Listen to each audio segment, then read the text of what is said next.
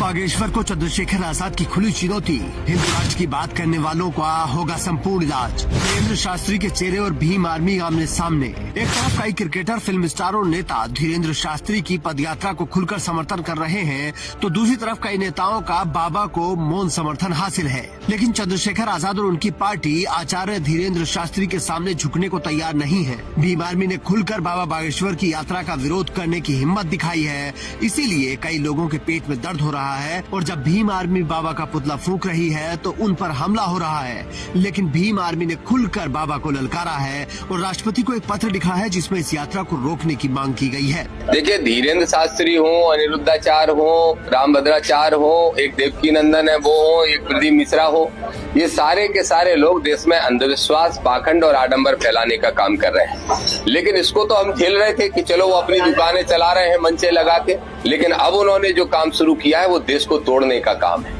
आप भी बताइए कि ये देश भारत के संविधान के अनुसार धर्मनिरपेक्ष है और धर्मनिरपेक्ष राष्ट्र को अगर एक धर्म का बनाने की बात अगर कोई व्यक्ति करता है तो गैर संवैधानिक है, गैर कानूनी है। सांप्रदायिक सौहार्द को बिगाड़ने का काम धीरेन्द्र शास्त्री इस यात्रा के माध्यम से कर रहे हैं, जिसमें वो हिंदू राष्ट्र को बनाने को लेकर यात्रा निकाल रहे हैं। उनकी यात्रा दिल्ली से वृंदावन तक हो रही। हमने राष्ट्रपति जी को चिट्ठी लिखी और मांग की है कि यात्रा को तत्काल रोका जाए।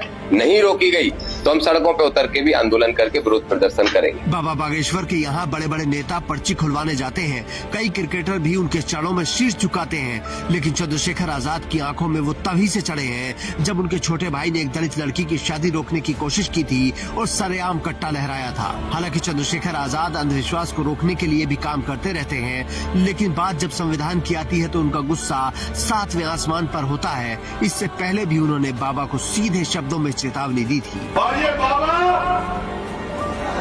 हमारे दिए हुए पैसे से पलते, हमारा खाके अगर कोई पाखंडी हमें आंख दिखाएगा तो याद रखना इलाज कर दिया जाएगा, ये बताने के लिए सतर्क हुआ।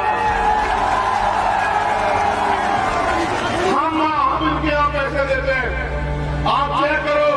और मैं तो चैलेंज से कह रहा हूँ कि बोलेगी सरकार तुम्हारी एक एक संपत्ति की जांच न कराई, पुण्यकी से रहमान होगी, जमीन दवाई सीट होगी, तब मैं तुम्हें बताऊंगा, याद रखना। अब वही धीरेन्द्र शास्त्री दिल्ली से मथुरा तक सनातन धर्म यात्रा कर रहे हैं और लोगों को हिंदू राष्ट्र की शपथ दिला रहे हैं। उन्होंने तीसरे दिन सबको शपथ दिलाई। उन्होंने कहा कि हम जीवन भर सनातन धर्म का पालन करेंगे। हम अपने गांव और अपने शहर को भेदभाव और छुआछूत से मुक्त बनाएंगे। हम भारत को हिंदू राष्ट्र बनाएंगे। हम 24 घंटे में 1 घंटा सनातन के लिए काम करेंगे। इसके साथ ही धीरेन्द्र शास्त्री ने कहा कि हम अपने बच्चों को सच्चा सनातनी बनाएंगे। हम गाय, गंगा, गीता, गौरी, गायत्री और गोपाल की गरिमा की रक्षा करेंगे। हम संतों और शास्त्रों का पालन करेंगे। हम सनातन के लिए जिएंगे और मरेंगे। हम भारत को अवैध धार्मिक रूपांतरणों से मुक्त करेंगे। हम भारत में लव जिहाद को रोकेंगे। हम अपने गांव, अपने शहर में धर्म विरोधी लोगों को एकजुट होकर जवाब देंगे।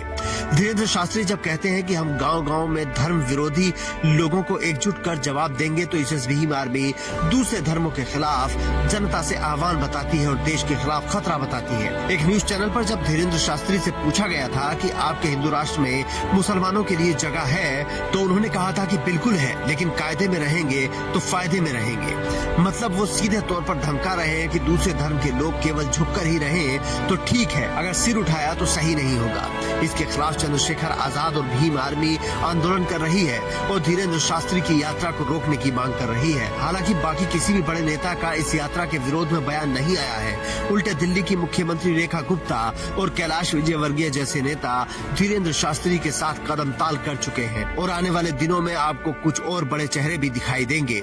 लेकिन भीम आर्मी अकेले ही हिंदू राष्ट्र के खिलाफ खड़ी दिख रही है। आप भी कमेंट करके अपनी राय रख सकते हैं। अगर आप चाहते हैं कि भारत धर्मनिरपेक्ष देश बना रहे और संविधान से चले तो कमेंट में जय भीम लिखें। और अगर आप चाहते हैं कि हमारा देश हिंदू राष्ट्र बने और मनुस्मृति से चले तो कमेंट में बाबा बागेश्वर लिखें।